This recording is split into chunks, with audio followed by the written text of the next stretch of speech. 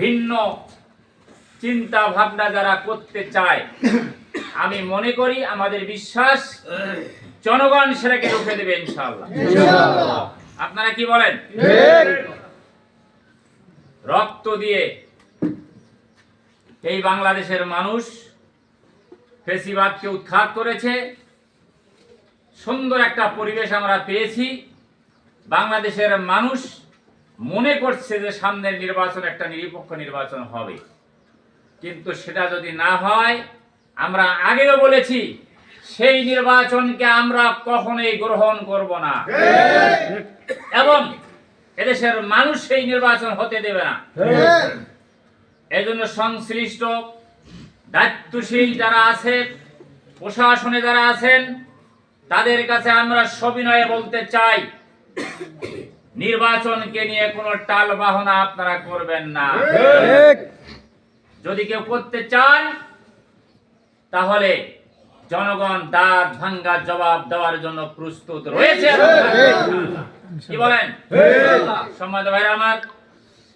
আমরা অনেক সময় আমাদের কানে আসে যে এই এতটা ইউনিয়নের এতটা সেন্টার আমরা দখল করব। আমরা আজকে স্পষ্ট ভাষা বলতে চাই, তাদেরকে, এ ধরনের যারা চিন্তা ভাবনা করছেন এবং সেই সাথে আরো কেউ যদি তাদের সাথে জড়িত থেকে থাকেন, আমরা স্পষ্ট ভাষা বলতে চাই, আমরা প্রয়োজনে রক্ত দেব, আমরা প্রয়োজনে জীবন দিতে প্রস্তুত রয়েছি। তবু এই সুন্দরগঞ্জের নির্বাচনকে নিরপেক্ষ হতে হবে। এই নির্বাচন কোন ধরনের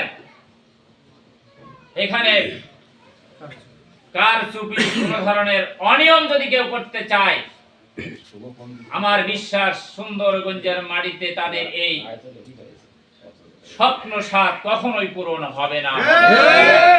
এজন্য সম্মানিত ভাইরা আমার, এখন থেকে প্রস্তুত হতে হবে, প্রস্তুত থাকতে হবে। রাজি আছেন আপনারা? ইনশাআল্লাহ।